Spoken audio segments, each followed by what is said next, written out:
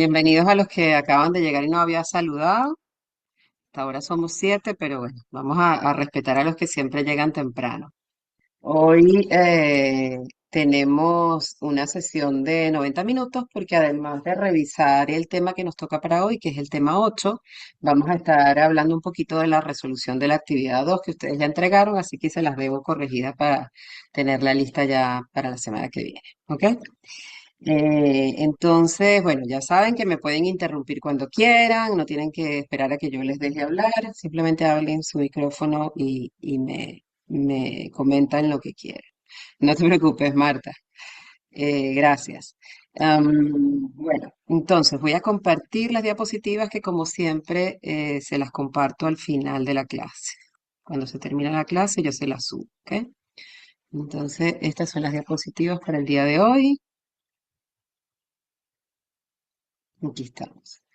Yo no sé si la están viendo bien. ¿La están viendo bien, chicos? Es que tengo doble pantalla y no sé exactamente si Sí, están viendo la pantalla que es. La están viendo en toda su amplitud. está en modo presentación. Nos vemos. Ah, entonces, no, entonces están viendo la pantalla que no es.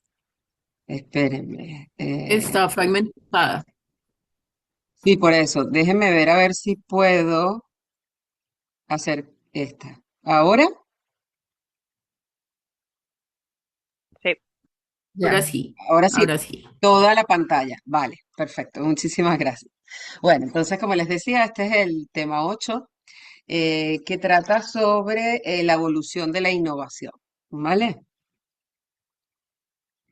Entonces, bueno, como siempre vamos a tener una pequeña sesión de introducción de objetivos y luego vamos a ver como los grandes tres temas de esta sesión, que es la evolución de la innovación, en donde vamos a hablar de economía colaborativa nuevamente, pero ya con más profundidad. La tocamos creo que en la primera clase, si más no me equivoco.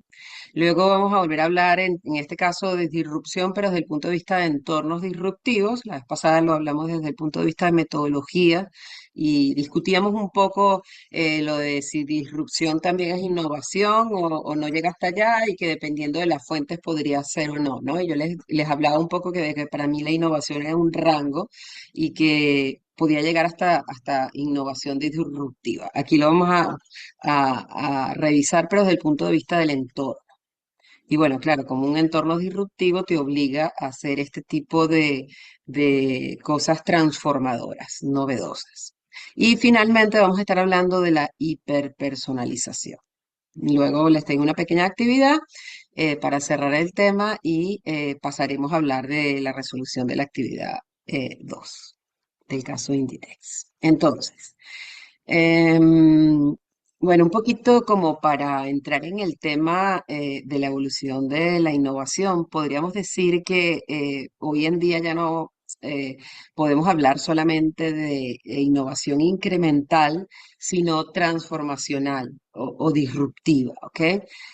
Un poco que ha ido evolucionando, sobre todo por todo esto de las nuevas tecnologías, los medios digitales que nos han permitido, inteligencia artificial, por supuesto, el data mining y todo este tipo de cosas que nos ha permitido, digamos, hacer cambios transformacionales o disruptivos, ¿ok?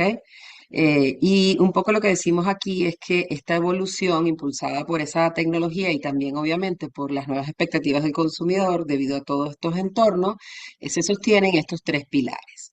El primero tiene que ver con la economía colaborativa, el segundo con los entornos disruptivos y el tercero con la hiperpersonalización. ¿Ok?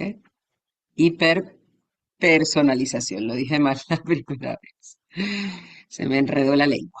Entonces, empecemos a hablar un poquito más sobre la economía colaborativa. Un poquito, como dice en esta diapositiva, esto ha sido un cambio de paradigma y por tanto algo transformacional o disruptivo, porque cambiamos del paradigma de poseer algo, ¿verdad? Comprarme un producto y tenerlo yo para mi propio uso a el acceso a, ¿ok? Cambiamos del solamente poseerlo o querer poseerlo para usarlo, a no necesariamente tener que ser el dueño, pero sí poder tener acceso a esto. Como dice aquí, esto nos lleva a un modelo económico donde los activos o los bienes y servicios se comparten entre individuos, facilitando, facilitado, perdón, por las plataformas digitales. El valor ya no reside en tener un bien, sino en poder usarlo cuando es necesario, porque de hecho ahora nos parece que poseerlo y no usarlo todo el tiempo es un desperdicio, ¿no? Es como el que elige no tener un coche, sino alquilarlo cuando realmente lo va a usar. Y de resto, pues, usar transporte público, que aquí en España pues es muy bueno, en Latinoamérica no lo es tanto y a veces nos vemos obligados a tener ese coche o carro para transportarnos. Entonces, como dice aquí, algunos ejemplos icónicos de este cambio de paradigma de la posesión al acceso, por supuesto, es Uber. Eh, en términos de alojamiento está la gente de Airbnb, y en términos de streaming, hablamos de Netflix, en donde preferimos acceso a un catálogo que poseer DVDs o discos, ¿no? Entonces, un poquito la economía colaborativa ronda en torno a esta transformación. Obviamente, ha sido impulsada por la tecnología, la eficiencia y un cambio cultural que generan nuevas expectativas del consumidor. Entonces, como dice aquí, eh, sí, por favor, Astrid, adelante. Gracias. Mira, pensaba ahorita, sin ir a lo digital, anteriormente también veíamos esta economía colaborativa en las membresías. De hecho, actualmente se ve. Cuando tú pagas la membresía en un club, por ejemplo, igual estás compartiendo un mismo espacio y pues depende de ti la usabilidad que le des. De acuerdo, Astrid. O las vacaciones, ¿te acuerdas que tú comprabas como una semana de vacaciones en un resort y eras propietaria de la semana, pero no del hotel o no de la habitación? Eso Ajá. también existía antes, Sí, cierto. sí. Lo que pasa es que, claro, toda la tecnología ha hecho que esto crezca aceleradamente, pero estoy totalmente de acuerdo contigo y es un excelente ejemplo. Pero hoy es cada día más y vamos a ver, por ejemplo, aquí en el gráfico a mano derecha de mi diapositiva, ven el impacto en cifras y dice la adopción de plataformas colaborativas es un fenómeno global. Entonces, si ahora te preguntas cuánta gente ha usado, ha participado de estas economías colaborativas, hoy en día es mucho más debido a todo esto que acabamos de decir, pero antes también existía, pero no todo el mundo necesariamente, digamos, era parte de. Vemos que, por ejemplo, España está de cuarto lugar, ¿ok? Los dos primeros países en esta lista son Francia e Irlanda. Y bueno, en esta lista no hay nadie de Latinoamérica, lamentablemente. Entonces, hablábamos que precisamente el motor del cambio, el que ha acelerado que cada vez más esta economía crezca y más personas sean parte de, es primero la tecnología, porque las plataformas digitales y móviles permiten conexión instantánea y segura. Eso entonces te permite más trazabilidad, transparencia, confianza, la gente se siente más abierta a participar en esto. Por ejemplo, antes yo me acuerdo con este ejemplo, el que tú pusiste, a mí me pasó que yo llegaba a un hotel y me decían que me podía quedar, digamos, en la piscina gratis para probarla, porque ellos estaban vendiendo estas vacaciones, pero a ti te parecía como que todo era como una trampa para engatusarte y quitarte dinero, ¿no? Hoy en día, gracias a todas estas plataformas y esta transparencia, más gente se siente confiado y abierto a participar en esta economía colaborativa, ¿vale? Entonces, el acceso sobre propiedad, lo que estábamos diciendo antes, es el gran paradigma aquí, el deseo de flexibilidad, eficiencia de costes y menor compromiso, porque voy a tener un gasto, por ejemplo, de un coche, de comprarme un coche y tener que pagar un seguro, ¿verdad? Si puedo alquilarlo los días que lo necesito o compartirlo con alguien. Confianza y transparencia, sistemas de calificación y revisión que construyen confianza entre extraños, ¿no? Entonces, un poco de lo que te decía, que a pesar de que yo estaba en el hotel y lo que me estaban vendiendo estaba allí, uno sentía así como desconfianza, como que te estaban vendiendo gato por liebre. Aquí entonces vemos que hay otros usuarios que ya han participado en este tipo de servicios de intercambio y que dan su visto bueno, pues a veces dependiendo de las plataformas de lo que estemos hablando, hay referencias negativas, pero si uno encuentra muchas referencias positivas, pues uno va a confiar, ¿ok? Entonces eso también es importante. Eh, un poquito las características de esta economía colaborativa, que por cierto también se conoce como sharing economy, que es en inglés, o economía de intercambio, o economía compartida. Digamos que recibe todos esos nombres y todos estos nombres son sinónimos. ¿Ok? Economía colaborativa, en español economía de intercambio o economía compartida. Vamos a ver después que vamos a ver otro nombre que aunque está relacionado, estamos hablando solamente de compartir no activos, sino trabajo, tiempo. Está en unas diapositivas más adelante. Pero entonces, en general, cuando hablamos de economía colaborativa, estamos hablando de consumo colaborativo y producción colaborativa, ¿ok? Ambas están incluidas en esto que llamamos economía colaborativa. En el caso de consumo colaborativo es intercambio de bienes y servicios y en el caso de producción colaborativa, difusión de conocimiento e información. Por ejemplo, Wikipedia es el ejemplo perfecto de esto. ¿Ok?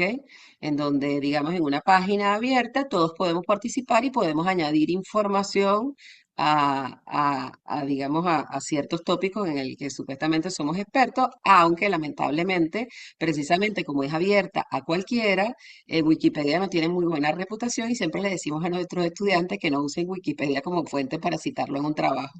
Si quieres chismear algo sobre algo que quieras saber en general y no es muy importante para tomar una decisión, está bien, pero no para ponerlo en un trabajo o para tomar una decisión importante dentro de tu negocio. ¿Ok? Un poquito las características y los beneficios, dice eficiencia y reputación, la confianza es la moneda de cambio, ¿ok? Que es estos ratings que uno ve con estrellitas en estas páginas y eso nos produce mucha confianza.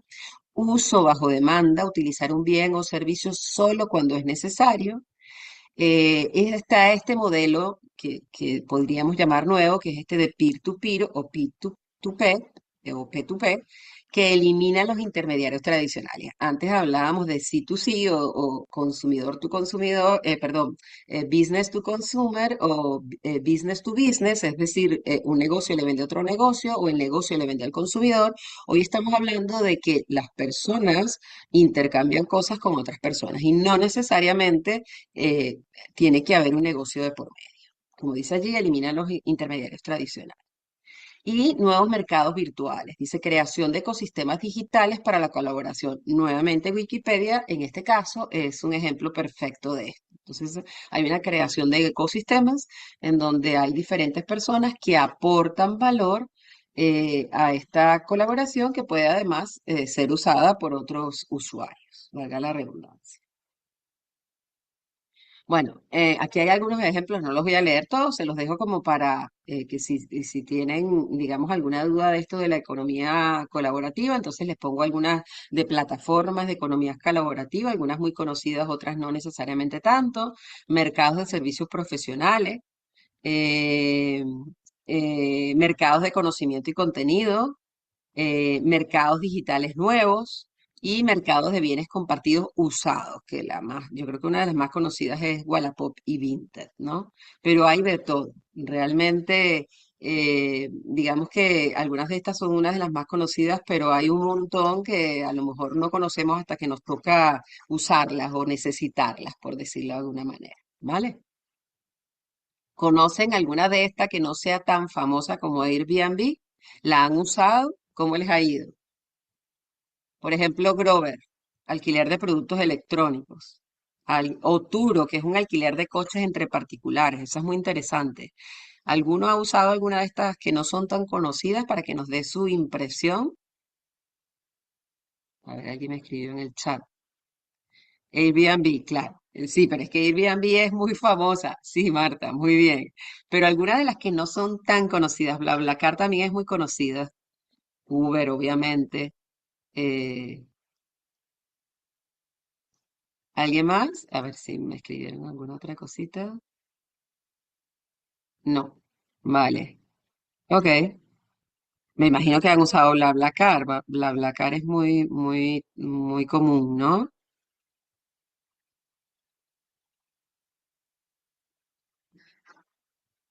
Están tímidos que no quieren hablar. Sí la conozco, pero no he comprado. Sí, yo también la conozco, pero tampoco he comprado. Alquiler de equipos fotográficos, vale, Natalia. ¿Y cómo te fue? Jennifer Bien, dice Raquel, Udemy. pues Ay, qué pena Ajá. contigo. No, es No, que, dale. gracias, es que ahí tengo una duda porque digamos que es más que todo como una empresa de alquiler, pero no tienen aplicación, no han como evolucionado con respecto a los Ah, ya, clientes, sino es más ya. pues una tienda, digámoslo así. Entonces, no sé si pues cubriría como economía colaborativa. Yo creo que pues también tiene como Sí, una oportunidad muy sí. buena Que fue el de ampliar. ejemplo que dijo ayer tu compañera, hace ratico tu compañera, que también en el pasado lo hacíamos, pero no llegaban tan lejos y a lo mejor no son tan conocidos. Pero claro que sí entra, Natalia, es muy buen ejemplo. Muy bien, muchas gracias. Claro, entonces el tema de los equipos fotográficos es que son muy costosos. Entonces yo lo alquilé con, pues por tema de, por horas y también pues incluía una luz, incluía como toda la parte del flash que pues adquirirlo de manera diferente o pues como independiente sería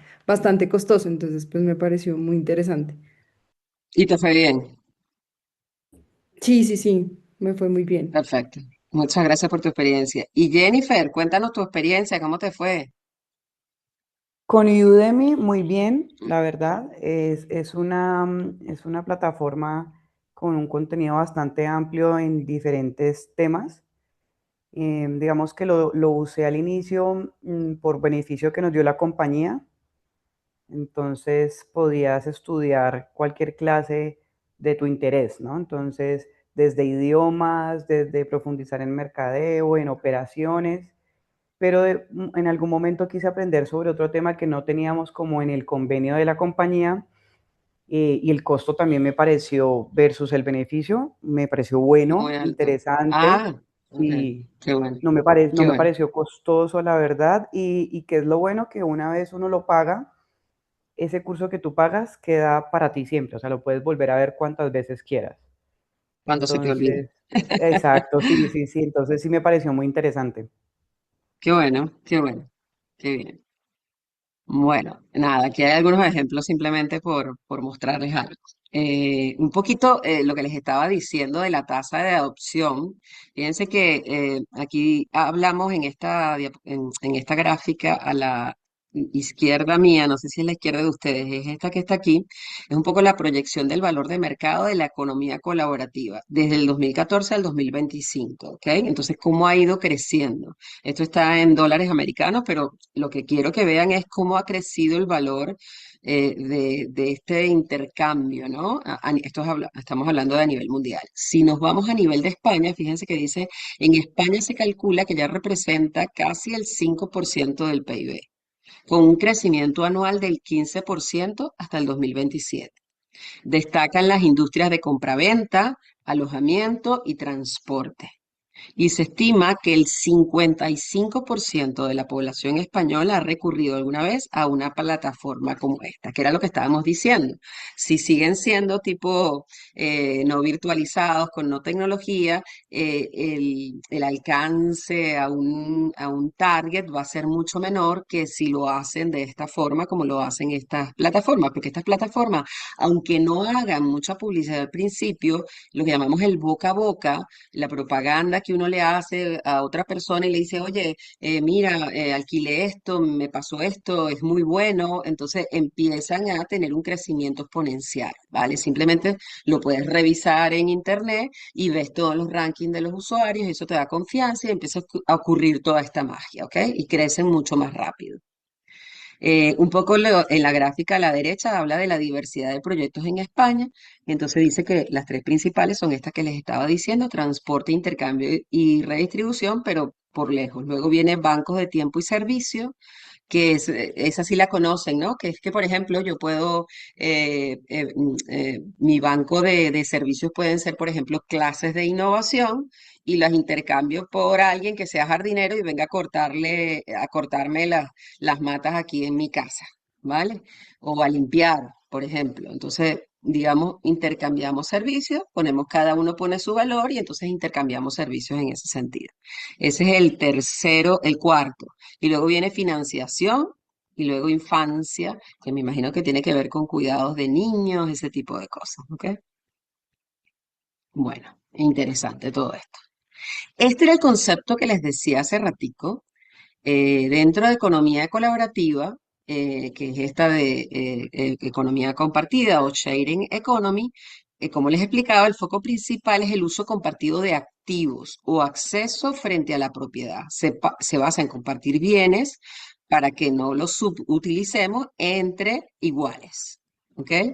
Eh, el ejemplo es BlaBlaCar, ¿no? En BlaBlaCar, entonces lo que hacemos es que con lo que yo le cobro a los pasajeros en el viaje que yo voy a hacer, yo lo que hago es pagar mi gasolina, porque en realidad BlaBlaCar, digamos, he viajado como pasajera y he llevado gente y uno no cobra mucho más para ganar ni para algún repuesto si le pasa algo al carro. Simplemente, prácticamente es para colaborar con el combustible, por decirlo de alguna manera, ¿ok? Pero es eso, ¿no? Está basado en que alguien comparte el coche, comparte el carro. En el caso de gig economy, economía de los pequeños encargos, si lo tradujéramos de alguna manera, el foco principal es el mercado laboral. Entonces, es esta tendencia de trabajar en tareas cortas, puntuales o bolos, y por eso se llama gigs, ¿no?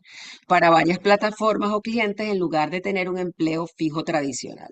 Eso típicamente en el pasado y hace mucho tiempo empezó a ocurrir, por ejemplo, con los programadores, con la gente que hacía este tipo de cosas, simplemente de alguna manera se postulaba en su experticia y lo iban llamando de diferentes partes. O, por ejemplo, si pensamos en alguien que es experto en hacer páginas digitales, es más o menos lo mismo, ¿no? Pero en el caso de páginas digitales uno se la hacía más bien a otro cliente, a otra persona. Aquí puede ser que yo se lo haga a una empresa, ¿ok?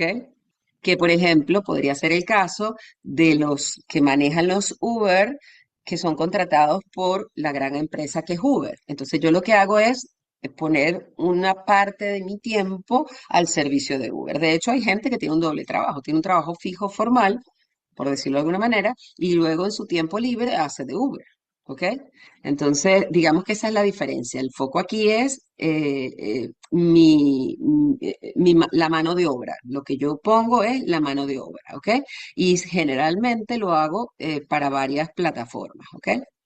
El resumen dice, la economía colaborativa pone el acento en el activo, tu coche, tu casa, tu taladro, y el gig economy pone el acento en el trabajo, tu tiempo, tu habilidad. ¿Ok? Digamos que gig economy es parte de la economía colaborativa de alguna forma, pero gig economy no incluye activos, es como una parte, un subconjunto, ¿vale? No sé si quedó claro, espero que sí, si no, pregúnteme por favor. Bueno, un poquito en esta parte en donde cuando prestamos nuestro tiempo, dice la flexibilidad tiene un precio, la doble cara de gig economy. Dice, uno de los mayores impactos de la economía colaborativa es la expansión del trabajo independiente o por encargo. Este modelo ofrece una nueva flexibilidad, pero también genera desafíos para la seguridad laboral y los derechos de los trabajadores. ¿Ok? Entonces, por un lado están las ventajas, que es la parte de la gráfica verde, dice, obviamente tengo flexibilidad, yo por ejemplo, si decido trabajar como Uber, yo decido cuánto tiempo trabajo, si necesito mucho dinero, pues trabajo de lunes a domingo, tantas 12 horas al día, lo que yo quiera y me deje de trabajar Uber, o si lo que quiero es añadir algo digamos, una renta que yo tengo, trabajo pocos días y lo acomodo a mi estilo de vida, ¿vale? Cantidad de control, exacto, que yo ejerzo, digamos, yo soy mi propia jefa. O sea, en el sentido de que yo realmente decido cuánto quiero trabajar. Y puede ser en muchas ocasiones trabajo desde casa. He puesto el ejemplo de Uber, pero muchos de estos trabajos pueden ser ejecutados desde la casa, lo que le da una comodidad enorme y además ahorros de costos de transporte, etcétera, etcétera. Las desventajas, como decía el primer párrafo, es falta de vacaciones, ¿ok? Baja o de baja pagada, es decir, no hay eso. Los trabajadores fijos son mejor tratados que estos en el sentido de que estas son personas eventuales, por ejemplo, no son incorporados en la cultura de trabajo de la empresa, porque a lo mejor están un tiempo corto y después ya no siguen, entonces la empresa no invierte mucho en esto, y hay incertidumbre laboral en el sentido de, bueno, hoy tengo trabajo porque hay mucha demanda, pero mañana no sé si me van a contratar. ¿ok? Entonces, como dice aquí, la autonomía del trabajador independiente se enfrenta a la falta de protecciones laborales tradicionales, que es un desafío regulatorio claro. Por ejemplo, si ustedes se imaginan a los chicos que reparten en Globo, en el caso de Colombia en Rappi, y en el caso de Latinoamérica, que Rappi es muy famoso, este es un gran problema, ¿ok? ¿Por qué? Porque al final le pagan, digamos, el recorrido hecho, pero eso no tienen vacaciones porque no son mano de obra contratada a tiempo, eh, digamos, como un contrato como nosotros. En todo caso, ellos deberían estar aportando a la seguridad social si quieren tener ese beneficio y pues muchas veces no lo hacen porque entonces tienen que ellos poner parte de lo que se ganan allí y pues es duro, ¿no? Y esta es la controversia. Yo les pregunto a ustedes, ¿qué opinan ustedes de esto? ¿Cómo creen ustedes que se puedan enfrentar estos desafíos de los que estamos hablando de la gig economy y, y, y digamos tener un juego ganar-ganar? ¿Qué creen? A ver, alguien. Pues como alternativa es interesante cuando tú tienes algo fijo y quieres hacer como esa mezcla, ¿no? Adicional.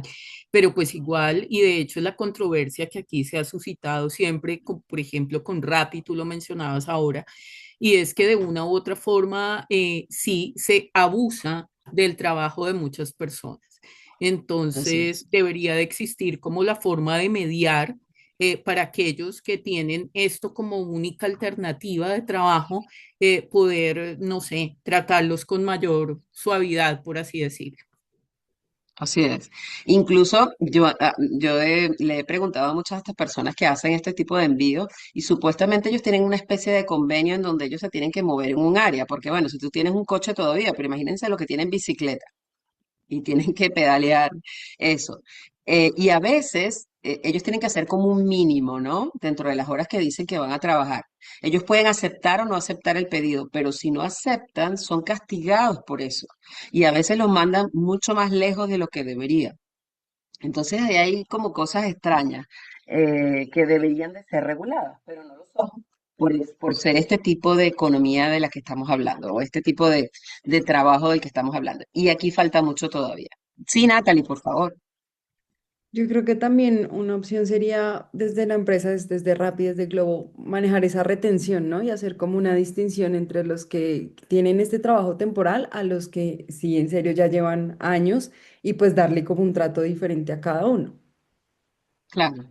Claro, lo que pasa es que hay que ver qué es trato diferente, porque al final el negocio de estas empresas es no tener que pagar nada de esto de seguridad social ni vacaciones, y por eso pueden ofrecer el precio económico del transporte, ¿no? Entonces, ¿hasta qué punto pueden formalizarlos y que esto siga siendo interesante para el consumidor final? Esa es la gran pregunta, ¿sí? ¿Vale? Mm. De todas maneras, hoy en día están empezando a poner lo de las propinas allí, ¿no? Que tú puedes decir nada, pero puedes obviamente poner algo, ¿no? Yo creo que debería estar incluido dentro del precio, se lo deberían de fijar, pero bueno, sigamos adelante. Toda moneda tiene su lado malo, ¿no? Su lado bueno y su lado malo, porque como dicen ustedes, pues al final esto permite a personas salir adelante o redondearse los ingresos, pero si de esto dependen absolutamente todos sus ingresos, pues a veces puede ser un lado malo, ¿vale? Bueno, en cuanto al segundo tema que tiene que ver con los entornos disruptivos, si volvemos al origen de esto que llamamos la innovación disruptiva, uno de los autores que explicó un poquito qué era esto de innovación disruptiva fue este señor Christensen, que dice o explica en palabras más, palabras menos, que es un proceso donde tecnologías, porque hoy en día es mucho de tecnologías, antes no necesariamente así, pero hoy en día sí, o, y por eso ponemos o, y puede ser y incluso, yo pondría o y, Modelos de negocios nacen en el segmento bajo del mercado con menor complejidad y menor coste y escalan progresivamente capturando valor hasta desplazar al modelo incumbente y dominar toda la categoría. El modelo incumbente es el que ya está posicionado, que es fuerte, que domina toda la categoría. En el caso, por ejemplo, de Airbnb, esto encaja perfectamente, ¿no? Cuando estaban simplemente las cadenas de hoteles y nace Airbnb en ese segmento bajo que le permitió a muchas personas entonces poderse ir de vacaciones porque podían alquilar, digamos, algo mucho más económico que un hotel. Obviamente Airbnb tiene de todo. Airbnb tiene locaciones que son más caras que un hotel 5 estrellas, pero también tiene cosas muy económicas. Entonces están, digamos, todo. Pero cuando nació tratando de llenar ese vacío de personas que no podían necesariamente pagar un hotel y querían irse de vacaciones. Entonces, por eso, cuando son disruptivos es que aprovechan esa gran oportunidad, ¿vale? Luego terminan siendo tan buenos que pasan también al estrato medio y al estrato de lujo, por decirlo de alguna manera. Pero generalmente entran, digamos, por lo económico, que es el caso de estos modelos de reparto, ¿ok? O de transporte.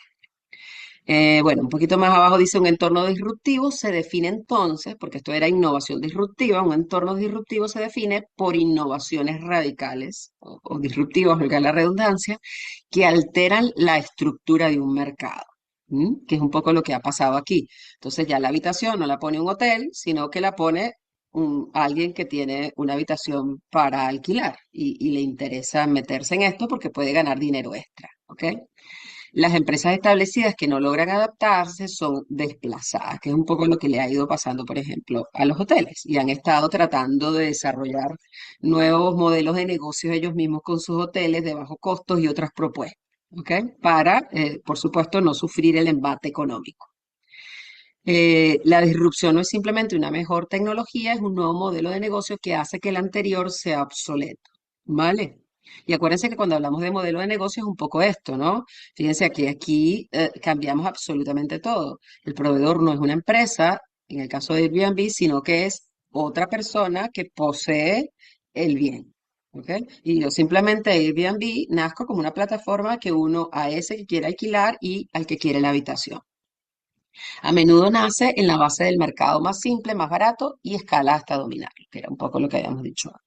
Bueno, y aquí hay algunos ejemplos históricos que ustedes deben conocer, que fue el caso de Blockbuster, cómo fue desplazada en negocios disruptivos, como en este caso Netflix, que era la conveniencia del streaming sobre la logística de las tiendas físicas. Y ustedes saben que la gente de Netflix les fue a proponer a Blockbuster unirse en este negocio y casi que se burlaron de ellos y los mandaron para allá mismo. Y fíjense lo que pasó, Blockbuster murió y aquí tenemos a Netflix, ¿ok?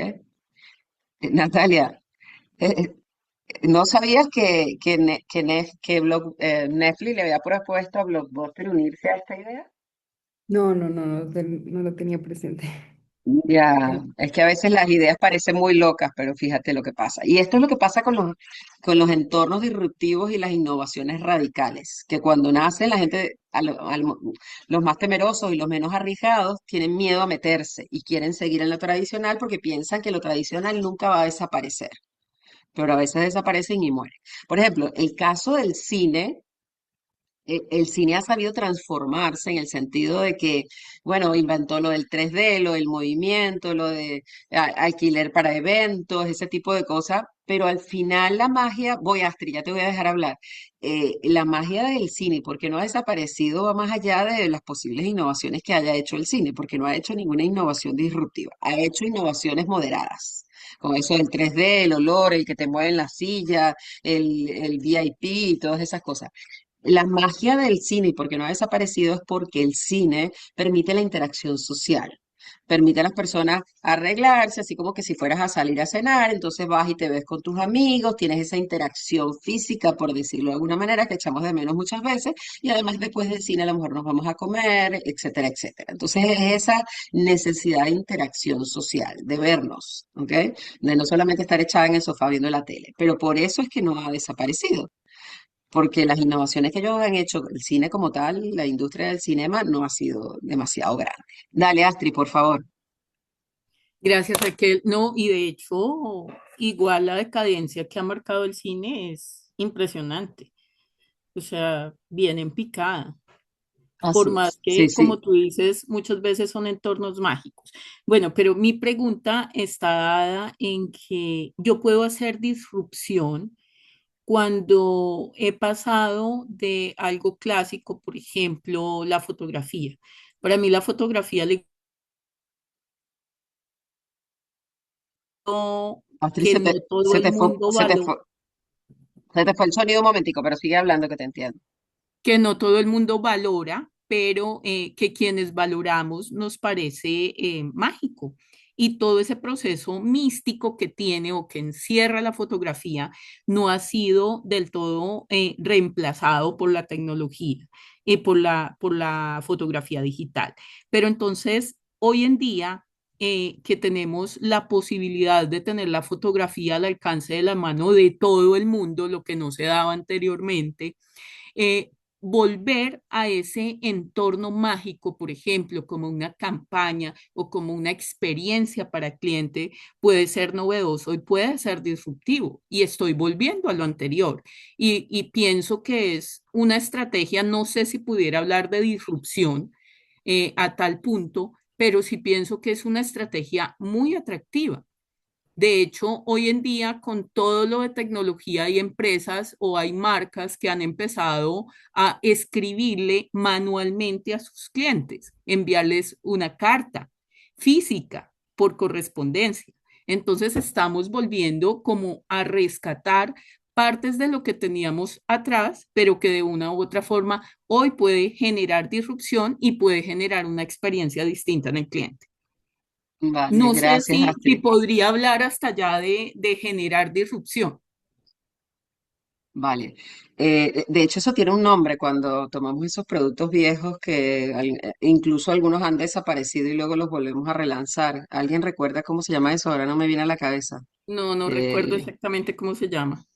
¿Alguien del chat?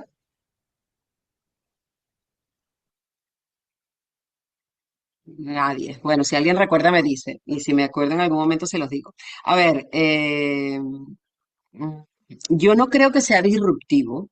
Eh, digamos que son estas cosas que uno rememora, añora, no sé qué palabras puedo seguir añadiendo a eso, y que son esas modas que ha habido muchísimas, ¿no? Que se han lanzado en diferentes industrias, pero en este caso estamos hablando de nichos de mercado, es decir, de pequeños mercados que están dispuestos a pagar más por el producto del pasado que está desapareciendo. Porque como dices tú, hay una magia en ello, ¿no? Hay una magia, por ejemplo, mi esposo, por ejemplo, es fanático fotógrafo, y él mismo revela y tiene este tipo de cámaras, y obviamente, aunque le encanta lo digital, sigue haciendo estas cosas manualmente por esa magia de la que tú hablas. Pero estamos hablando de un nicho muy pequeño, de una pequeña parte de mercado que está dispuesta a pagar más porque sigan haciendo eso que hacían en el pasado y que quieren desaparecer porque la mayoría de los clientes ya no usan.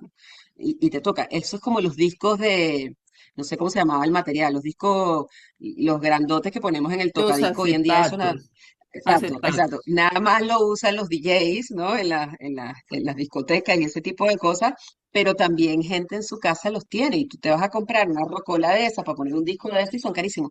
Y los Sí, discos los siguen lanzando y son carísimos. O su sea, te costo valen, elevado. exactamente. Eso Entonces, pero todavía se puede denominar retromarketing o vintage marketing. es como más vintage. Esa era la palabra que estaba buscando. A ver, a mí no me parece disrupción, porque no has inventado algo nuevo. Has rescatado a alguien, algo del pasado, prácticamente igual, a lo mejor adaptándole a alguna tecnología. Por ejemplo, las rocolas que te venden ahora, por supuesto, son más tecnológicas que las del pasado. Las del pasado eran mucho más, digamos, tenían menos capacidades, menos tecnología. Estas tienen más tecnología, pero es como eso, es como volver al pasado porque nos da nostalgia, ¿no? Pero no creo que sean disruptivos. Como te decía, para que realmente sean disruptivos tienes que cambiar prácticamente todo. hablamos del modelo de negocio, de los canales, de la oferta, en este caso, muy empapadas en tecnología muchas veces porque estamos en la era tecnológica. Si tú hablas de BlaBlaCar, bueno, BlaBlaCar es llevar en tu carro a una persona, pero gracias a la plataforma tecnológica es que esto puede pasar, porque entonces ponemos en contacto a un montón de gente que no se conoce y yo puedo confiar en esta gente porque esta gente ya tiene valoraciones y este tipo de cosas. Entonces, cuando hablamos de disrupción es un cambio radical, ¿vale? Por eso yo no diría que es una disrupción, pero como dices tú, pues esas cosas vintage, esa era la palabra que estaba buscando, siguen existiendo y hay nichos de mercado que están dispuestos a pagar más por eso. Pero en el caso de Coda es el mismo caso de Blockbuster. Se murió por no pasar rápidamente, digamos, a ese negocio digital, ¿vale? Vale. Veo que hay gente que me... De vinil, gracias Alba, sí, se me olvida eso, de vinil, sí, esos negros que en mi casa hay porque a mi esposo le encantan también. Mi esposo es como muy vintage.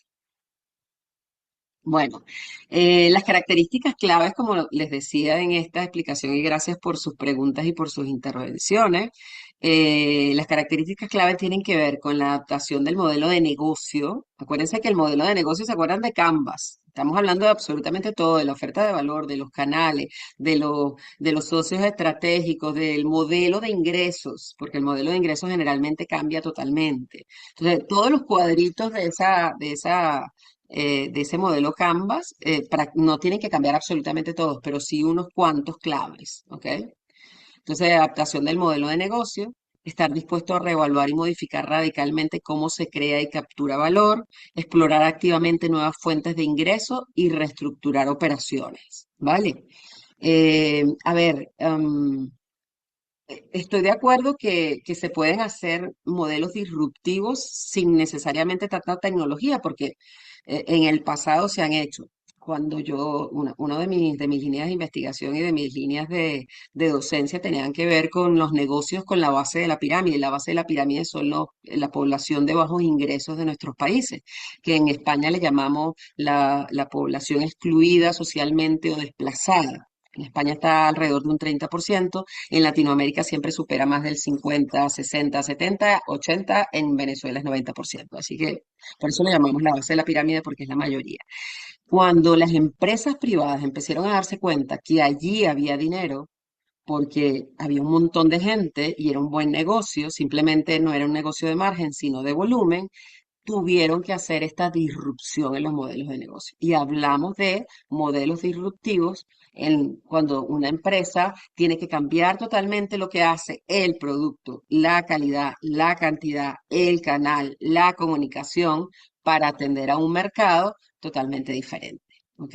Entonces, lo que pasa es que hoy en día, como obviamente el entorno tiene que ver con todo esto que hemos hablado en la clase, de tecnologías, medios digitales, etcétera, etcétera, obviamente, hoy en día las disrupciones generalmente están acompañadas de esta. Pero, vuelvo a repetir, así como hemos dado ejemplos del pasado, les acabo de dar uno que no necesariamente estaba acompañada de tecnología.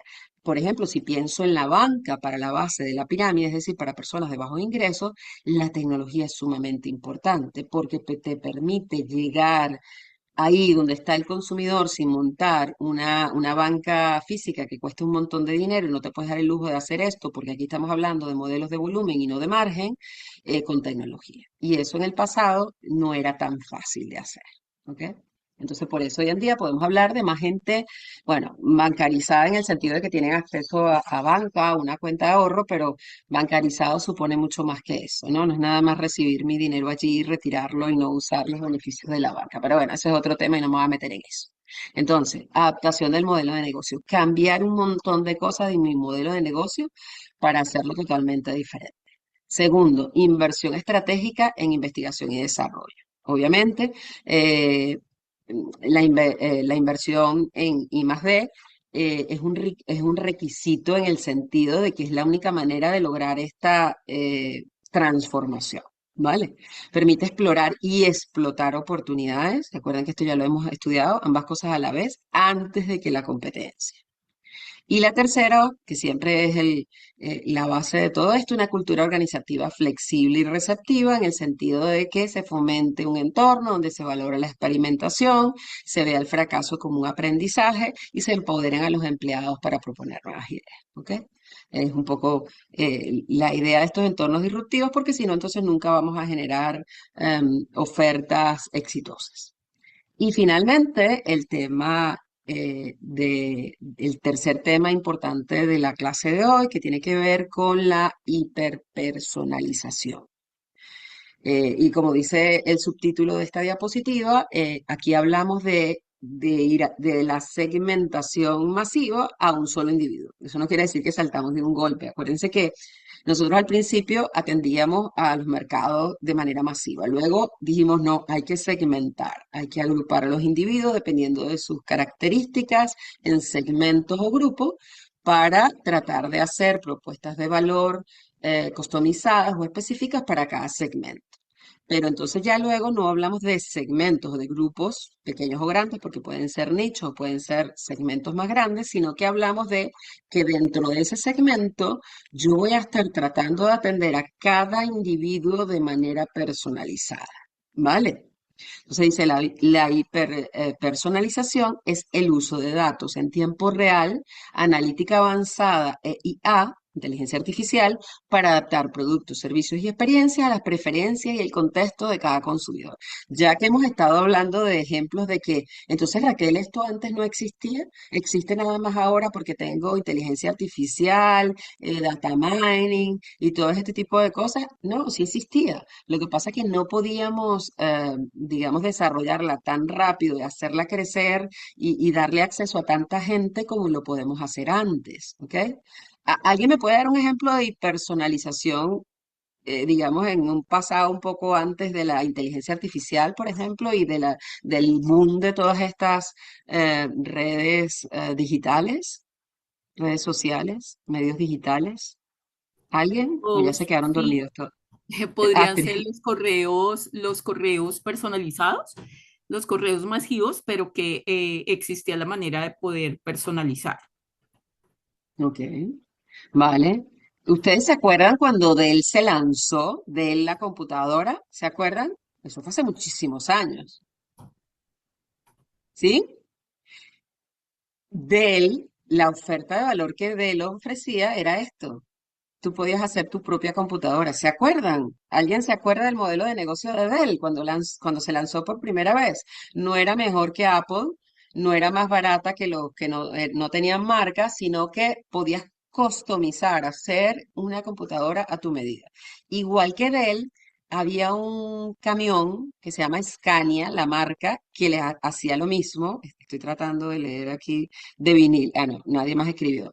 Eh, Tú podías, bueno, si necesitabas un camión, obviamente, esto es una cosa más industrial, más para las empresas, pero era exactamente lo mismo.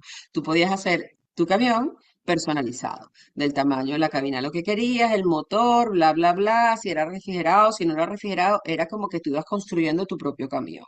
En el caso de Dell, recuerdan aquellos que llegaron a conocer esa primera oferta de Dell no era más cara que Apple, ni más cara que las muy conocidas como IBM en su momento, o ya no me acuerdo ni cuáles eran las más famosas en ese momento. Tenían un precio accesible, pero tú podías hacer tu propia computadora. O, por ejemplo, Levi's. Hace mucho tiempo, Levi's, a través de la página web, tú podías decir el tamaño de pierna que querías, la cintura, si querías algún detalle, bla, bla, bla, y tú podías hacer tu jean personalizado. Obviamente, eso tenía un costo adicional. En el caso de Levi's sí tenía un costo adicional a comprarte ya los masivos que vendían para todo el mundo, pero lo podías hacer. ¿Ok? Obviamente hoy en día con toda esta tecnología puedo dar ese producto al mismo precio prácticamente que el masivo, por decirlo de alguna manera. Y aquí hay un ejemplo, ¿no? Aquí vamos, esto es una figura digamos, me muestra un poco lo que les he explicado del mercado masivo a segmentos más pequeños, luego a microsegmentos y ahora a la personalización total. Y hay una cosa aquí mágica, ¿no? Hasta ahora lo que hemos hecho es cosas como decían en el email. Hola, por ejemplo, Raquel, me mandan un email y dicen, hola Raquel, aquí tienes ofertas para clientes como tú. Y a lo mejor las ofertas se parecían porque pues habían estado investigando que había yo comprado con ellos en el pasado y entonces me hacían una oferta que se parecía a mis intereses, a mis expectativas y yo sentía que como que habían hecho un esfuerzo bueno. Hoy en día, en la hipersonalización y gracias a toda la tecnología con la que contamos, vamos a recibir un mensaje en nuestro celular que dice esto. Hola Raquel, vemos que estás cerca de nuestra tienda, por ejemplo un Starbucks. Está lloviendo y sabemos que te gusta el café. Aquí tienes un descuento del 20% para un capuchino, que además es mi producto, mi café favorito. Le faltó poner un capuchino con canela y me derrito. Válido para los próximos 30 minutos, porque estoy al lado de la tienda de ellos. O sea, ¿se imaginan el tamaño de esto? ¿Ok? ¿Qué sentirían ustedes si reciben un mensaje así?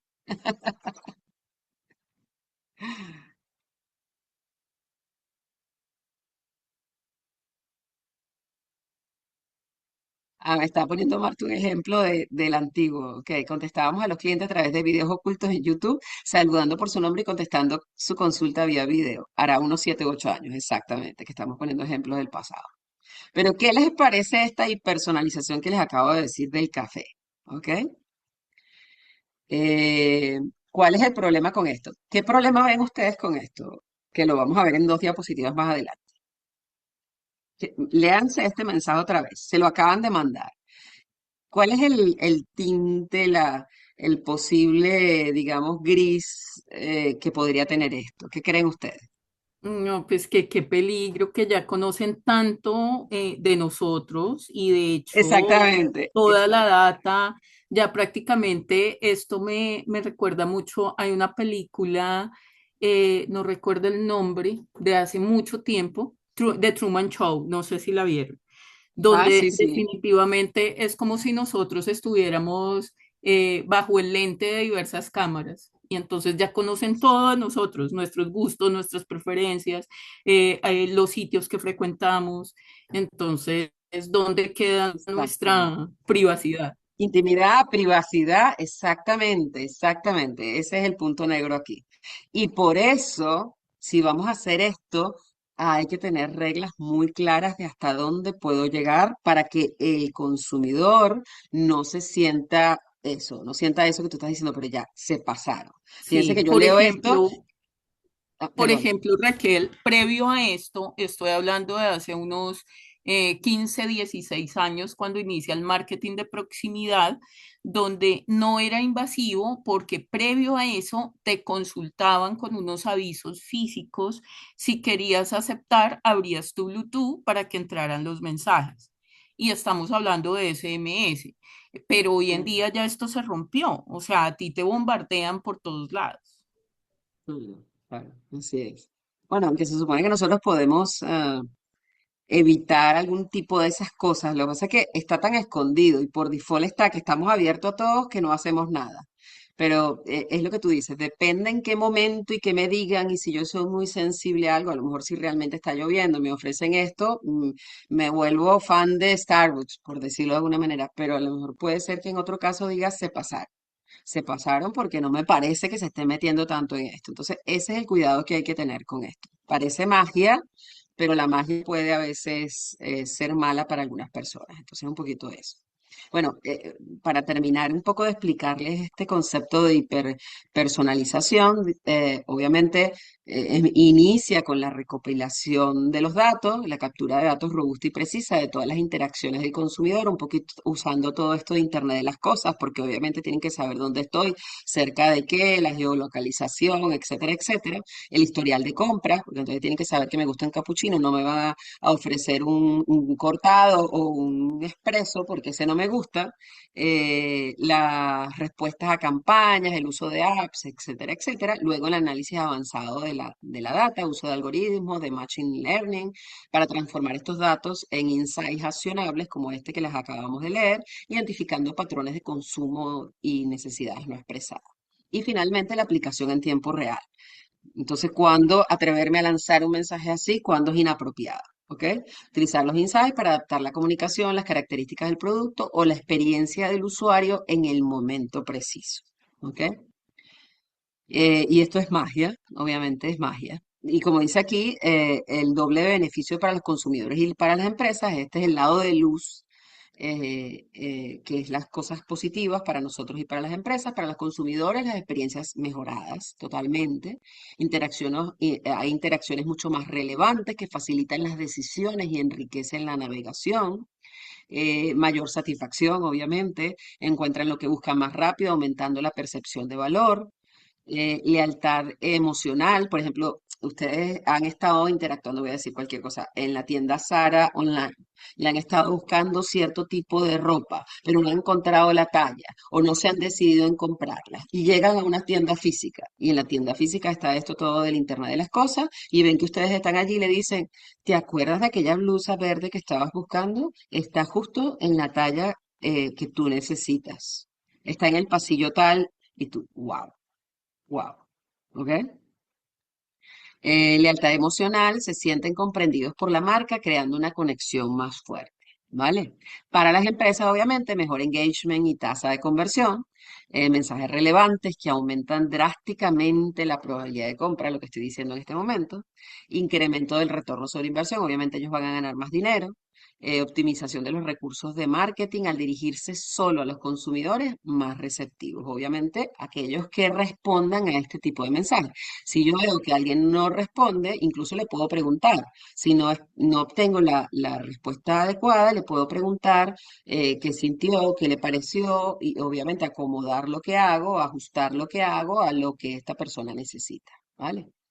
Aquí ven un poquito el retorno sobre la inversión por canal de marketing en el caso de correos electrónicos. Es bastante bueno en el caso de búsquedas orgánicas, marketing de contenidos y ahí están los diferentes medios. ¿Ok? El lado oscuro, porque ese era el lado de luz, el lado oscuro, que es y yo lo pongo como el desafío, pero es el lado oscuro, como dice aquí, la personalización es poderosa, pero su implementación conlleva importantes desafíos que requieren una gestión estratégica y cuidadosa para mantener la confianza del consumidor. Porque así como te puedes ganar la lealtad del consumidor muy rápido, también puedes perder a un consumidor. ¿Ok? Entonces hay que tener mucho cuidado con esto. Entonces dice privacidad y ética de datos. El dilema se basa en la recopilación masiva de datos, generando preocupación sobre su uso y protección. La solución, transparencia total sobre qué datos se recopilan y para qué se usan. Y aquí tiene que haber un código de ética absoluto en donde hay cosas que no se pueden pasar. ¿Ok? Cumplimiento estricto de regulaciones. Eso es muy importante. ¿Mm? Gestión de expectativas del consumidor. El dilema: existe una línea final entre la personalización y una que se pueda percibir como invasión. Entonces, la solución es darle al usuario el control para ajustar sus niveles de personalización. Debería de haber una cierta calibración de cómo lo estoy haciendo y hasta dónde quiero llegar. O si no, ir poco a poco y ver si le gustó o no le gustó, si puedo ir un poquito más allá. ¿Ok? Desafíos tecnológicos y costes. El dilema requiere una infraestructura robusta, escalable y segura, además de talento especializado, lo que implica una inversión significativa. Solución: justificar la inversión con un claro retorno de la inversión y una estrategia de implementación por fases, de tal manera de no tener que hacer la inversión totalmente al principio. Y obviamente esto se tiene que poder escalar a una masa importante de consumidores en donde esto se aprecie. Van a haber consumidores que no lo aprecien, a los que no puedo, digamos, llegar con este tipo de cosas, pero van a haber muchos que sí. ¿Ok? Y bueno, eso era un poco todo lo que les había traído para el día de hoy. Un poco el cierre o la conexión de estos tres temas es que, eh, digamos, la economía colaborativa cambió qué valoramos. Ahora valoramos el acceso y no la propiedad. Y a través de los entornos debido a los entornos disruptivos cambiaron cómo se crean y destruyen industrias y la hipersonalización está cambiando para quién diseñamos el valor. Ya no es para segmentos, es para individuos, es decir, para personas. ¿Vale? Y eso era un poquito el cierre de esto y como siempre les tengo una pequeña actividad que yo creo que podemos hacer porque hoy tenemos un poquito más. Yo sé que tengo que resolver la actividad 2, pero creo que nos da tiempo para esto. A ver, habemos 7 personas nada más. Voy a hacer solo 2 grupos, no se vayan a escapar porque vamos a hacer la actividad que está muy, muy, muy, muy fácil. ¿Ok? Entonces, el reto: rediseñar un modelo de negocio tradicional. En el grupo van a agarrar cualquiera. Un ejemplo, una tienda de barrio, una librería física, bajo esta nueva arquitectura de valor. ¿Qué vamos a hacer? ¿Cómo pasamos de vender un producto a ofrecer acceso compartido? ¿Cómo creamos un modelo más simple, barato y escalable que desplace al competidor tradicional, generalmente de bajo costo? ¿Y cómo usamos datos en tiempo real para que la experiencia sea única para cada individuo en el momento preciso? Entonces, les voy a dar unos 5 minutos para que piensen en eso y lo único que tienen que traer de vuelta es presentar en un minuto cómo estas tres fuerzas crean este valor superior sobre el modelo antiguo. ¿Ok? Vale. ¿Le sacan una fotico a esta diapositiva? ¿Ya?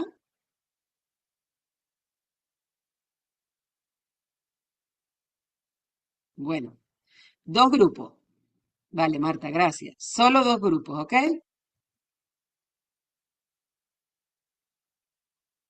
Ya, ya los mandé, ya pueden ir.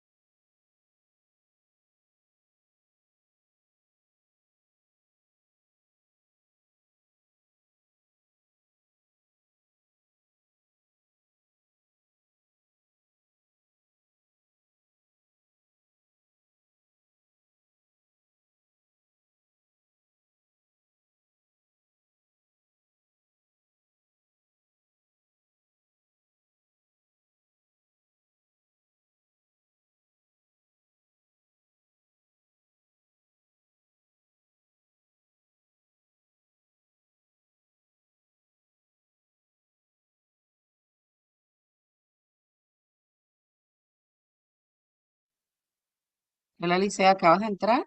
¿O ya estabas en un grupo y terminaste? Acabas de entrar, ¿verdad? Profe, sí, qué pena, es que tuve un problema No, no y me te tocó preocupes, no, no te preocupes. Te voy a mandar acabo para de una llegar sala para a la que vayas casa. a hablar allá. Ya voy. Pero de que eso aquí, Ah, ya te puedes ir.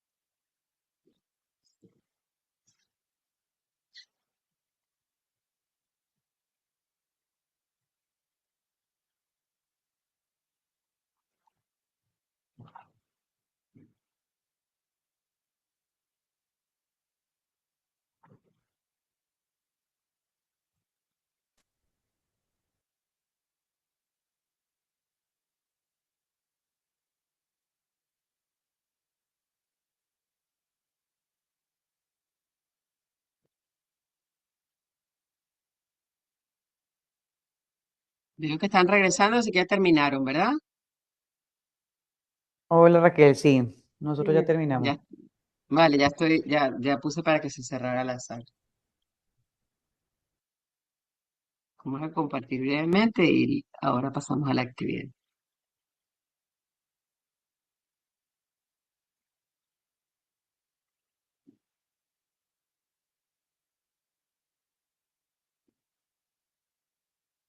Yo creo que hay gente que se ha ido, ¿no? Sí, porque ya no hay nadie en la sala. Bueno, estamos los que estamos, chicos, vamos, valentía. Un voluntario de cada grupo que comparta. Vamos, Bueno, Raquel, si quieres empezamos nosotros. dale, Jennifer. Mi grupo, estamos Natalia y Marta. Nosotros escogimos la librería, ¿sí? Ajá. Entonces, teniendo una librería tradicional en economía colaborativa, ¿cómo lo trasladamos? Escogimos dos conceptos. Uno de subirlo a la plataforma por medio de un QR donde las personas puedan descargarse cualquier tipo de libro. Y otro modelo es también el cambio como mano a mano de libros, ¿no? Como tengo esta opción de libro y la otra persona tiene otra, entonces hacemos el cambio mano a mano ahí y tenemos como esa colaboración. Entonces, en entorno disruptivo, pues lo acabamos de nombrar, es más que todo el QR, ¿no? Este se hace un poco más disruptivo, por medio de un QR es mucho más fácil y le evitamos al usuario el desplazamiento a una librería y ya por medio del QR es, pues digamos que es mucho más escalable, más global y cualquier persona puede tener o descargarse el libro que le interese. Y en Y los derechos de autor, Jennifer. no, obviamente tiene que ir detrás todo el tema ético antes de montar, Claro, que sean claro, aprobados, de acuerdo. claro. En Ya. hiperpersonalización, evidentemente este QR nos va a permitir hacer todo ese seguimiento de cada uno de los usuarios. Entonces, yo ya sé qué le interesa a este usuario, entonces por medio de mensajes poder informarle que tenemos en la plataforma o disponibles los libros o, sí, de su interés para poder Bueno, que llegue a la plataforma y los descargue o los utilice. vale. Bien, habría que resolver la parte de derecho de autor, pero muy bien la Sí. idea. Por eso sería mejor físico, ¿no? Porque así intercambias un libro y ya el libro se compró y tú lo que estás haciendo es reciclarlo, por decirlo de alguna manera. Ujú. Pero el problema son las distancias, el transporte, ese tipo de cosas. De acuerdo. Habría que pensar ahí más. Pero muy bien. Gracias, Jennifer y Natalia. Listo. ¿El otro grupo? Dale, ¿Quién quiere gracias. presentar del otro grupo? A ti. Dale, si quieres, lo hago yo, Raquel. Mi Dale. grupo estaba Alba, Eduardo y Lisette. Y pues Bien. aquí yo tomé la vocería porque de hecho en el foro tú colocaste esta actividad, creo que hoy, y pues yo la No, diligencié. la coloqué el sábado, algo Ah, así. ok. Bueno, yo la vi esta mañana y la diligencié de una vez y trabajé una panadería.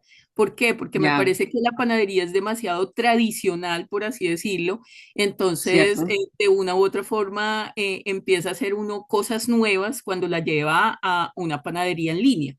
Entonces, aquí hablamos de dos tipos de colaboración. Una, porque la panadería genera un outsourcing con una cafetería que de una u otra forma sirve para ampliar los clientes o para maximizar la experiencia de los que ya tengo.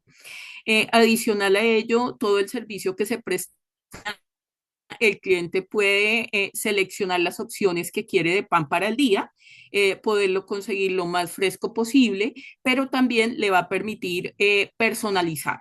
Entonces, yo quiero una torta envinada con almendras, ciruelas, de esta y esta forma para tal hora. No tengo que salir de mi casa, no tengo que salir de la oficina para ir a comprarla, llega a la puerta de mi casa. Adicional, genera un espacio de aprendizaje. Entonces, te da una plataforma que si tú pagas una membresía o simplemente si te registras y das like y lo compartes a varias personas, ya adquieres la membresía que te lleva a clases virtuales de panadería. Y esto también te permite que al final del día tengas una lista predilecta de pan, el que queda, porque es una panadería que se caracteriza por siempre brindar pan fresco. Entonces, ese pan que queda te lo dan a mitad de precio. Muy bien, muy bien. Incluso podrías invitarlos a hacer los cursos de panadería en la panadería. Sí, también, pero también esto nos lleva a pensar la posibilidad de tener dos alternativas, o la panadería física con una panadería online, pero también una panadería oculta. Y hoy en día está como incursionando mucho y está incrementando cada vez más el hecho de tener restaurantes ocultos. Entonces sería como para manejarlo de esa manera, lo que haría que se minimicen los costos del sostenimiento de un punto físico. Entonces Así es. podrían darse las dos alternativas. Y el proceso de Ujú. personalización está muy focalizado, por ejemplo, al mensaje que tú Claro. colocaste. Entonces, mira, No, y ¿qué tal? al producto, ¿no? El producto Ajá, también. sí. ¿Qué tal si esta tarde de arduo trabajo por ser lunes, inicio de semana, eh, pides un pastelito de tal y tal forma como el que pediste el último día? Entonces, Bueno, ese tipo de personalización nos sirve de una u otra forma para activar ese gusto en el cliente.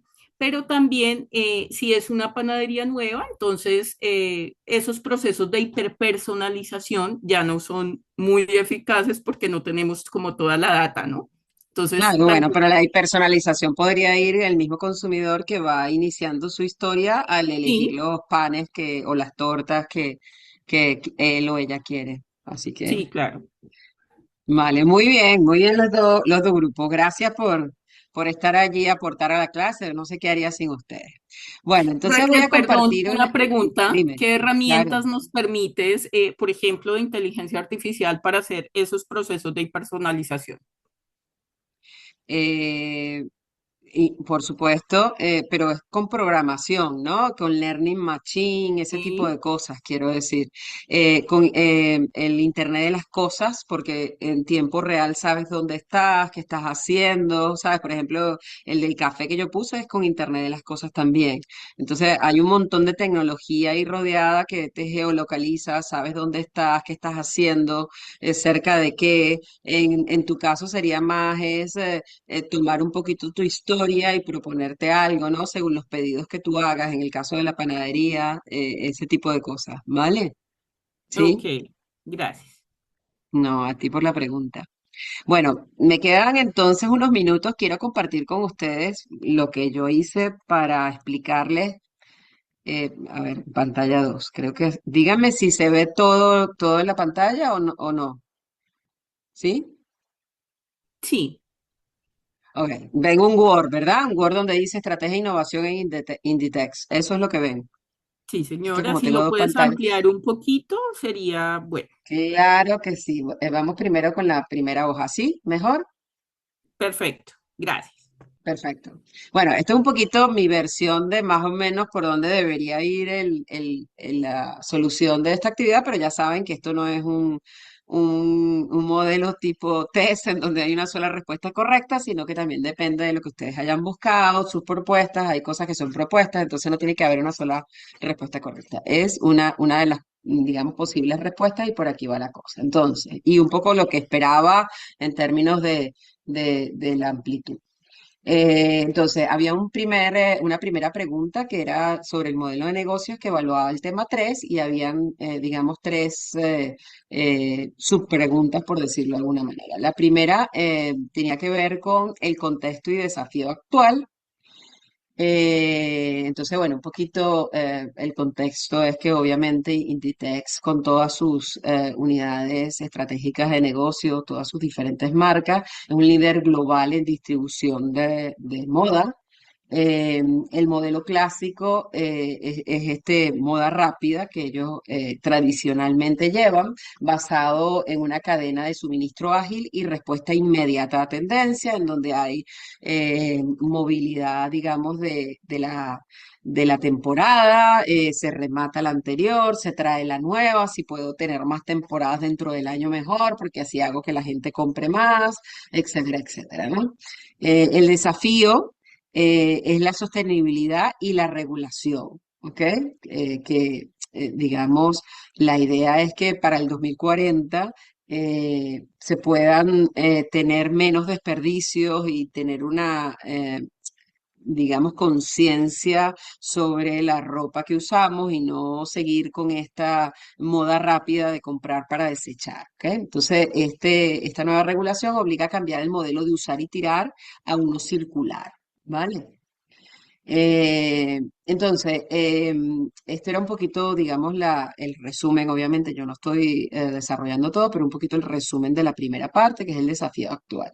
En cuanto a la segunda pregunta dentro de esta primer bloque o primera parte, se les pedía entonces que diseñaran el Business Model Canvas, cómo está ahora y cómo debería de ser, ¿no? Entonces, el cómo está ahora, bueno, moda tendencia a precio asequible.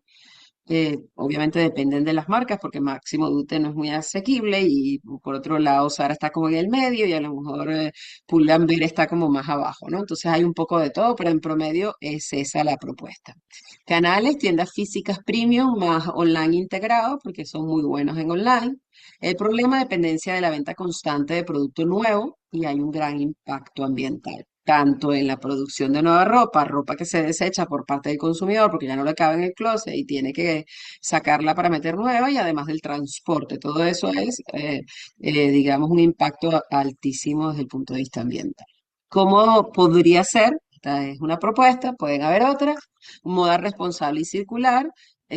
Un poco tener una sección de Zara pre-owned, que es que vendes ropa de Zara de otras ediciones que ha sido reacondicionada, lavada, si había que reparar algo se reparó y la vendes. Puede ser en tiendas físicas o pueden ser online. Nuevas actividades además que puedes ofrecer: reparación de ropa, reventa y donación. ¿Ok? Donación, de hecho, ya existe mucho, ¿no? En muchas de estas tiendas en donde te ponen como un recipiente para que pongas allí la ropa. Nuevas actividades clave, perdón, nuevos ingresos, comisiones por reventa, modelo plataforma y servicios de reparación. Entonces, pueden haber incluso ingresos adicionales en este nuevo modelo. Este era el primer bloque. En el segundo, perdón, se me olvidó, el tercer de su pregunta eran las palancas de innovación, que también tenía que ver con el tema 3, pero en este caso los patrones de innovación. Entonces, un poquito innovación en la oferta, que es desarrollo de nuevos materiales sostenibles, por ejemplo, fibras recicladas y colecciones Disfrute la Vida, porque vamos a ser sostenibles, e innovación en finanzas, porque hay un cambio de un modelo puramente transaccional a uno de servicios, por ejemplo, plataforma de segunda mano, reparación, etcétera, etcétera. La siguiente pregunta, que yo le llamo aquí bloque 2, era el tema 4, que era Playing to Win. La primera pregunta era aspiración ganadora y dónde ganar, ¿ok? Y este era el marco, obviamente, de Play to Win. Entonces dice, la aspiración ganadora es liderar la transformación sostenible de la industria de la moda, ofreciendo estilo sin comprometer el planeta. Obviamente, Inditex es líder a nivel mundial y puede hacer esto. Son los líderes los que tienen que proponer el cambio. ¿vale? ¿Dónde jugar? En el segmento dice clientes omnicanal, conscientes de la moda y la sostenibilidad. Omnicanal significa en todos los canales, físicas y online. Geografía, focos mercados regulados. Esos que te están obligando a cambiar rápidamente, porque ahí entonces tienes que hacer el primer cambio. Una vez que lo hayas hecho bien ahí, puedes ir a otros mercados. Entonces, por ejemplo, en la Unión Europea y Estados Unidos, donde la sostenibilidad es ya una norma. ¿A qué se renuncia? A esto que llamamos el trade-off. No jugaremos en el segmento ultra fast fashion, es decir, el que sigue queriendo cambiar cada temporada, sacar de su closet todo lo viejo, casi todo, y traer cosas nuevas. Y tampoco competiremos con baja calidad tipo Chain o Temu o cualquiera de estas que sacrifica sostenibilidad por precio extremo. ¿Ok? ¿Cómo ganar? Y aquí estamos aplicando el tema 4, lo que llamamos la ventaja competitiva. Entonces dice una estrategia híbrida, diferenciación a través de la integración, tienda online con stock único y la sostenibilidad como atributo de marca premium.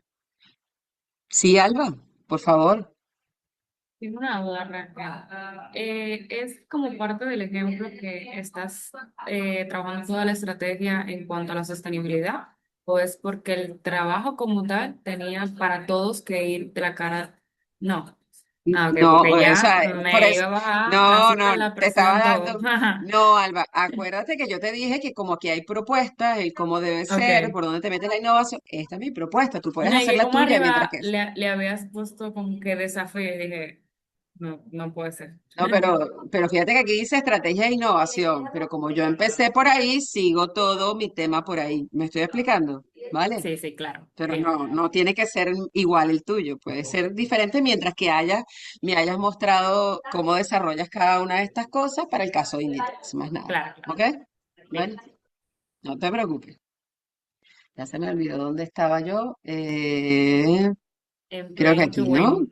Ajá, Ajá. exacto. En a qué renunciaba y después en cómo ganar. Entonces, la diferenciación es a través de la integración tienda online con stock único y la sostenibilidad como atributo de marca premium y el coste, obviamente, eficiencia logística inigualable, producción en cercanía, tratar de entonces de producir más en sitios más cercanos. Que obviamente permiten un menor impacto ambiental y además minimizan los costos y permite rotación rápida con menor inventario sobrante que los competidores. La jugada maestra es convertir la sostenibilidad en un atributo de deseo, no solo de cumplimiento. Entonces, esto es muy importante. Es decir, ayudar a educar al consumidor. A través de la campaña que yo hago, no estoy haciendo esto porque me obliga la ley, sino porque todos deberíamos estar pensando en el futuro de las nuevas generaciones y en el planeta, etcétera, etcétera. Entonces, educar al consumidor a través de mi campaña, vuelvo a repetir, solo una empresa líder como esta puede hacer esto.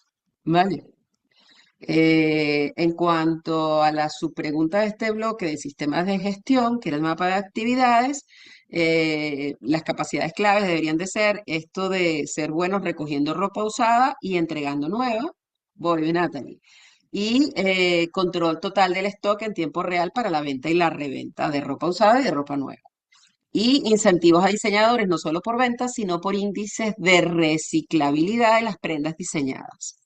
Es decir, que se puedan reciclar la ropa una vez que alguien la deja, que a lo mejor la podamos reciclar, a lo mejor haciéndole un pequeño cambio y adaptándola a la nueva temporada, ese tipo de cosas. Dale, Natalie. Gracias, Raquel. Es que me queda una duda con la jugada maestra. ¿Esa también hace parte del Playing to Win?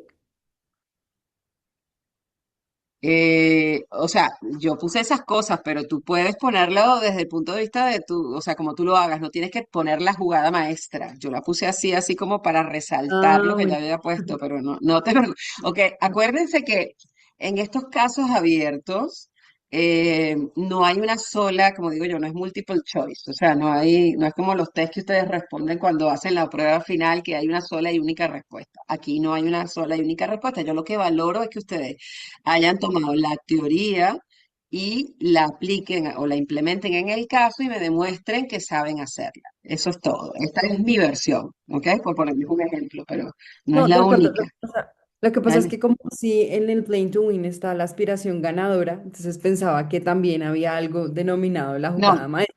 Ah, ok, no te preocupes. Lo que no está en la diapositiva no es obligatorio. ok, O en el listo. material de lectura, en el PDF, ¿ok? Así que no te preocupes. Vale, dale, Bueno, gracias. y el último bloque era la sistematización de innovación, que era el tema 5. Dice que aplicamos los conceptos de Steve Blank.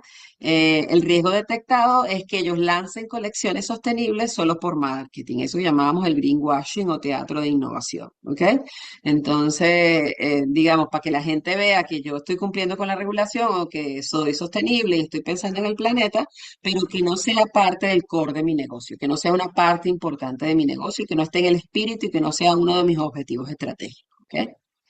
Ya ustedes saben qué es eso de teatro de innovación. Así que la solución real, la innovación debe impactar la cuenta de resultados. Es decir, una parte de mis ingresos importante debe empezar a provenir poco a poco. Obviamente al principio no, tú no puedes cambiar el negocio de la noche a la mañana, pero poco a poco tiene que ir creciendo los ingresos relacionados con esto, ¿ok?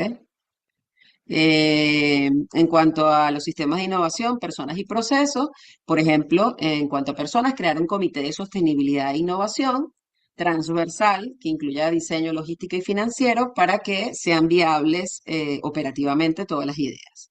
El proceso, el del embudo, implementar un funnel donde las ideas de economía circular pasen fases estrictas de validación del cliente, prototipo en un mercado, escalado global. En cuanto a las herramientas e indicadores, por ejemplo, uso del Inditex Open Innovation Hub para colaborar con startups de nuevos materiales, innovación abierta. Obviamente esto es una cosa que yo estoy proponiendo, ustedes no tienen que proponer eso, pueden proponer otras cosas diferentes. Y los KPIs para medir el éxito, por ejemplo, número de startups analizadas, tiempo de adopción de nuevos materiales en colección principal, y porcentaje de ingresos, este es el más importante, creo yo, precedentes de modelos circulares, de reparación y reventa, que es lo que hemos propuesto o lo que yo he propuesto en esto.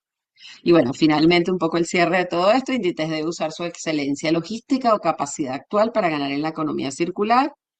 El marco Play to Win exige renunciar a competir solo por precio contra el ultra fast fashion, y la sistematización, perdón, es clave. La sostenibilidad no puede depender de iniciativas aisladas, debe estar en los KPIs de todos los empleados. Es decir, cada uno de los empleados deben estar alineados con este nuevo objetivo estratégico, por decirlo de alguna manera. ¿Ok? ¿Vale? ¿Preguntas, chicos? ¿Nada? Bueno. Ya tenemos entonces, no, gracias a ustedes por estar aquí, por acompañarme hasta el final. Espero verlos entonces la semana que viene con el nuevo tema, que es un tema súper interesante. Ya les pondré una pregunta de dinamización para que ojalá la hagan, porque es un tema súper interesante sobre problemas, ¿ok? Y muy importante en términos de la innovación que vamos a poder desarrollar. Que tengan feliz semana y gracias. Gracias igualmente. Hasta luego. Muchas Gracias, gracias. Raquel, que estés muy bien. Bye. Gracias, Raquel.